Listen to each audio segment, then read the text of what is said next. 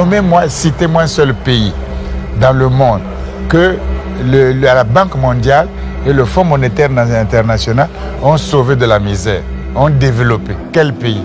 C'était un goulot d'étranglement. On a imposé aux pays africains des règles qui ont empêché le développement et qui ont créé des crises sociales terribles. Nous nous rendons parfaitement compte que ça doit changer et qu'au niveau mondial, des grands organismes comme la Banque mondiale et le FMI doivent être là pour essayer d'aider ces pays à se développer et pas les contraindre de suivre un modèle qui est inadapté.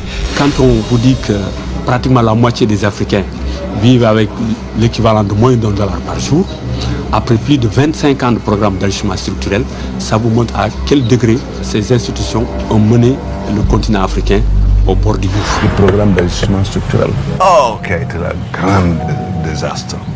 Ouais, parce que le FMI et la Banque mondiale le reconnaissent maintenant.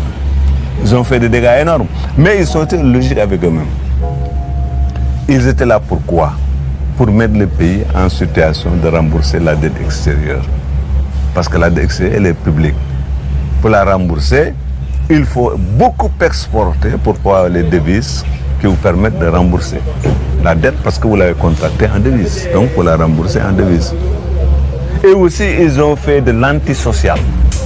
C'est-à-dire, on va marchandiser des services sociaux. Les écoles, regardez les écoles privées. Hein? Les cliniques privées. Les chefs d'État africains et même les populations souvent qui sont de la plupart analphabètes pensent que le FMI et la Banque mondiale c'est important pour les pays africains. Vous avez vu, il y a beaucoup de gouvernements qui sont fiers d'exhiber les accords qu'ils signent avec la Banque mondiale et le FMI. Alors que c'est des prêts qu'on contracte à des conditions qui ne sont pas connues. Alors que nous contractons ce nouveau prêt pour rembourser des dettes totalement improductives. Le Fonds monétaire avait dit, et la Banque mondiale avait dit à Senghor, nous ne pouvons plus continuer de vous prêter de l'argent ou de vous en donner.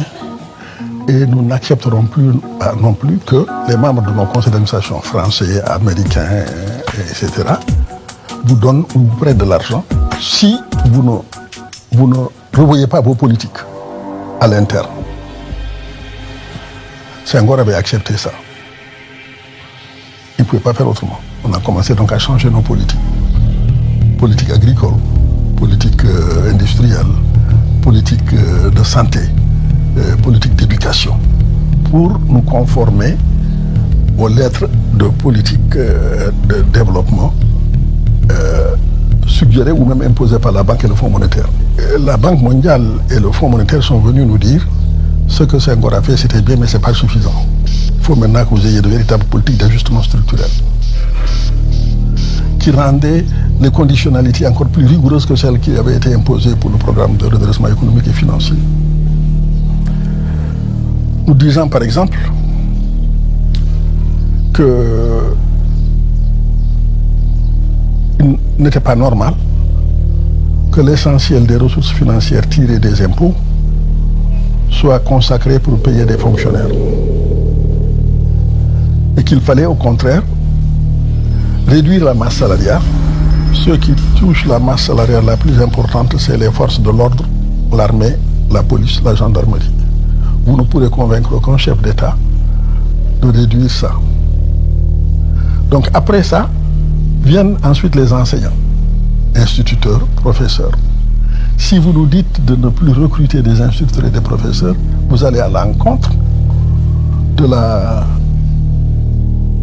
du point de vue que vous partagez avec nous, que le développement, c'est d'abord l'éducation et la formation. On a eu beau leur dire ça pendant 2 ou 3 ans, pour opposer à chacune des règles de conditionnalité qu'ils voulaient nous imposer, des arguments qui sont inspirés par nos propres réalités. Nous avons eu pendant près de 1 an ou 2 discuté avec eux. À un moment donné, nous avons dû accepter, parce que si nous n'acceptions pas qu'on nous prête de l'argent ou qu'on nous en donne, nous risquions d'être étouffés. Pour cette raison, nous avons convenu d'un plan d'ajustement structurel, une première période. Je voudrais que notre conférence adopte la nécessité de dire clairement que nous ne pouvons pas payer la dette. Non pas dans un esprit belliqueux, belliciste. Ceci pour éviter que nous n'allions individuellement nous faire assassiner. Si le Burkina Faso tout seul refuse de payer la dette, je ne serai pas là à la prochaine conférence. Par contre, avec le soutien de tous, dont j'ai besoin, avec le soutien de tous, nous pourrons faire la paix chez nous. Le but de l'endettement, c'est en principe de s'endetter sur des projets productifs qui peuvent ensuite vous donner des revenus vous permettant de rembourser.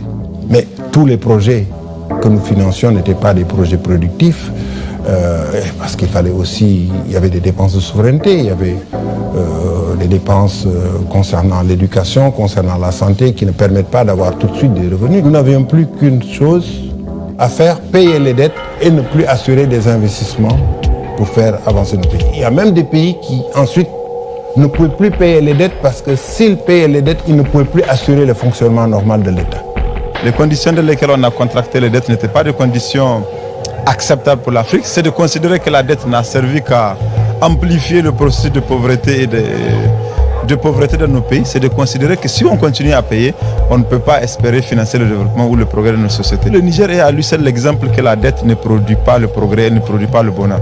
En 1975, la dette du Niger était de 27 milliards. En l'an 2000, elle était à plus de 1000 milliards. Donc en 25 ans, elle a été multipliée par 40. Et en 25 ans, la population s'est appauvrie dans les mêmes proportions. Le remboursement qui a déjà été fait, ce remboursement est supérieur à ce qu'était la dette. Mais nous en sommes arrivés à cette situation et pour avoir été leurrés par un idéal de développement et qui a consisté à emprunter et pour réaliser un projet de société non concerté et cruellement dépendant de l'expertise internationale et des importations.